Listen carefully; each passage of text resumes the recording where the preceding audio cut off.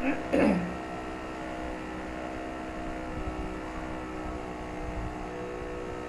वालेकुम।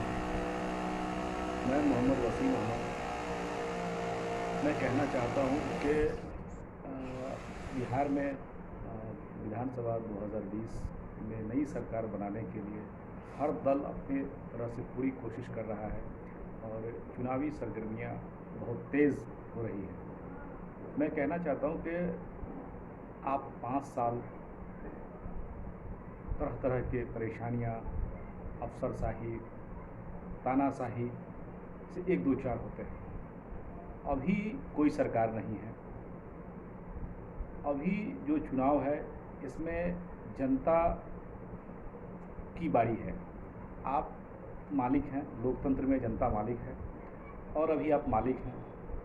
अब आपके हाथ में बाजी है।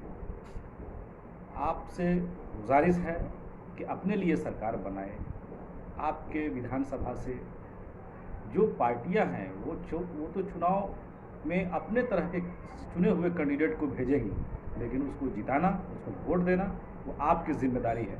वहाँ जो मान लीजिए कि जिस तरीके से जो पार्टी के मुखिया हैं वो जिसको चुन करके भेज रहे हैं आपके क्षेत्र से जीत करके आने के लिए, ये आप पर निर्भर करता है कि आप किसको जिताएंगे।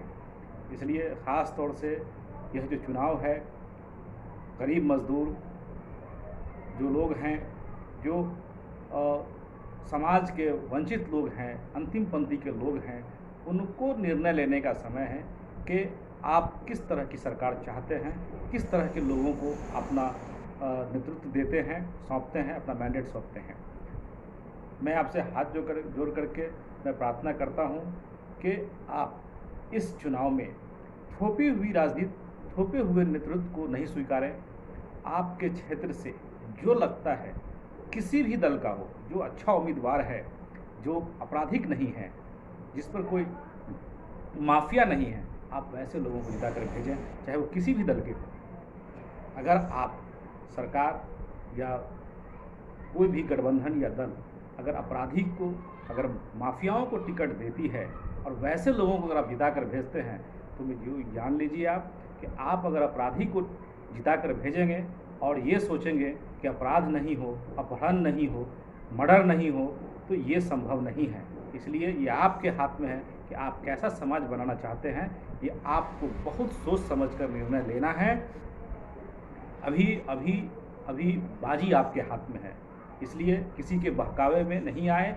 एक वोट की कीमत समझे और अपने वोट की ताकत को समझते हुए अपने हिसाब से सरकार बनाने की कोशिश करें।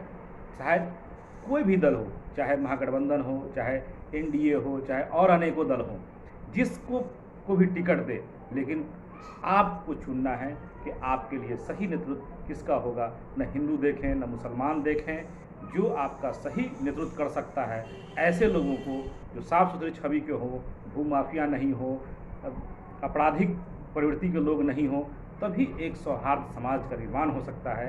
ये आपकी जिम्मेदारी है। सरकार बनने के बाद में फिर आप ये नहीं कहेंगे कि ये तानाशाह सरकार है, ये आपराधिक सरकार है, ये अफसरशाही सरकार है। इसलिए इसके जिम्मेदार आप खुद होंगे। ख़ास तौर से मैं मुसलमानों भाइयों से, मुस्लिम समुदाय के लोगों से हाथ जोड़कर मैं विनती करता हूँ कि ये जो चुनाव है ये बिहार के भविष्य को तय करेगा, बिहार के मुसलमानों के आने वाले मुस्तकबिल को तय करेगा। इसलिए आप बहुत सोच समझ करके अपने नुमाइंदे को जिताने का काम करें। एकजुट होकर के तमाम मुसलमान भाई जितने भी हैं वो एकजुट होकर के सोच के, विचार के, जो नेतृत्व को आपको पसंद हो, जिसका भी नेतृत्व पसंद हो, जो कैंडिडेट सही हो, उसको जिताइए। चाहे वो हिंदू हो, चाहे वो मुसलमान हो, वैसे लोगों को जिताइए। ये नहीं कि मुसलमान मेरा है लेकिन वो आपराधिक प्रवृत्ति का है तो उसका बाइकआउट कीजिए।